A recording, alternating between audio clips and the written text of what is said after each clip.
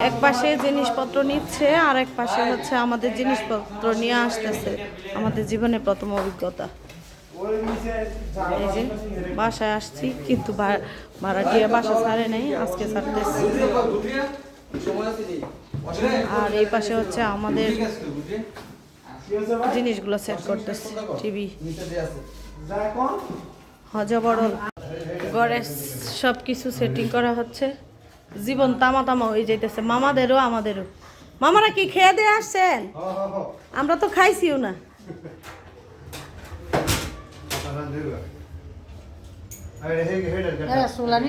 এখন দেখাচ্ছি সব মানে এলোমেলো, পরে আর একবার দেখাবো গুছগাছ। আল্লাহ কি অবস্থা, শেষরা বারাটিয়ার ধাক্কায় বের করছি আমরা আইসা। বারাটিয়ার মন চায় না বেরোইতে। এই রুমে হচ্ছে মাস্টার বেডরুম, ওয়াশরুম।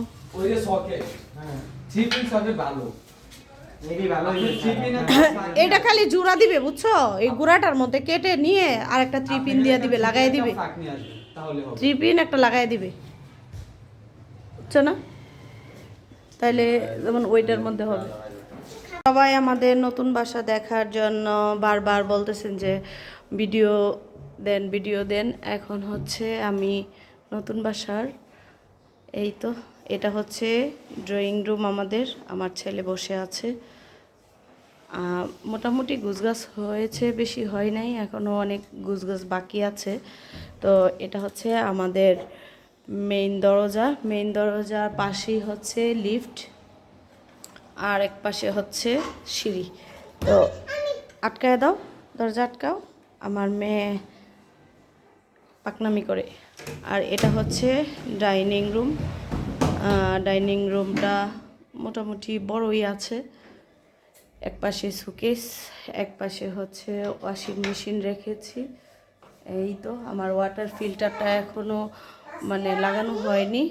আর এই পাশে হচ্ছে ফ্রিজ, আর এটা হচ্ছে কমন বাথ। আর এটা হচ্ছে প্রত্যেকটা আমের রান্নাঘরটা খুবই মানে শখের থাকে, সেই রান্নাঘর। এটা আমার আগের রান্নাঘরের মতোই। আর আমার আম্মু বসে কাজ করতেছে, কাটাকাটি করতেছে।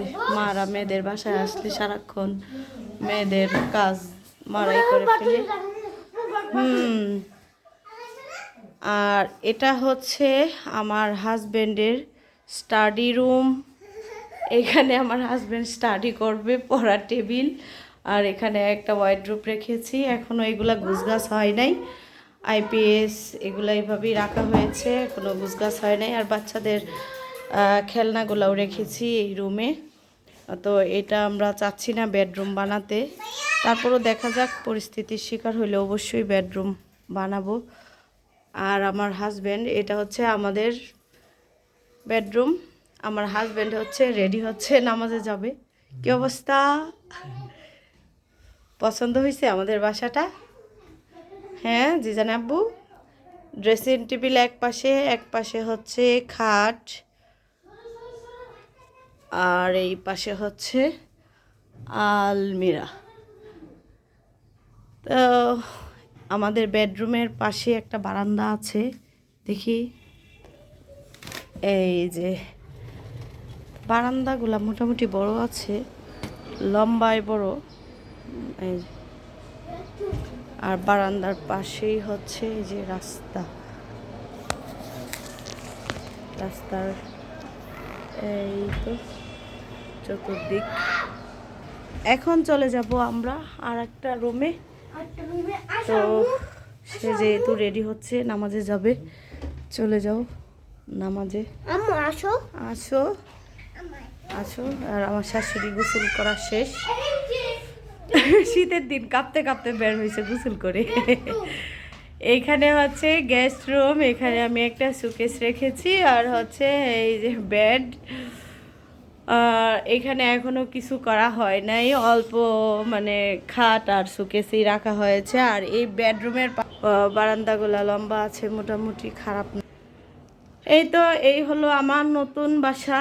তো পুরাতন বাসা আর নতুন বাসার মধ্যে ডিফারেন্স একটাই, আমার এইখানে একটা রুম হচ্ছে বেশি। তো আমার গোছ গাছ একদিনের ভিতরেই আমি আপনাদেরকে ভিডিওটা শেয়ার করলাম। কেমন হয়েছে অবশ্যই জানাবেন। তো আল্লাহ হাফিজ। এই যে দেখো তোমার বাবা কত সুন্দর বড়ই নিয়ে আসছে। আর আমরা যেখানে বাসা নিয়েছি তো সেইখানে হচ্ছে অনেক তাজা তাজা জিনিস পাওয়া যায়, তরতাজা। তো সকাল সকাল সে বাইরে গেছিল, শাকসবজি নিয়ে আসছে, সাথে বড়িও নিয়ে আসছে।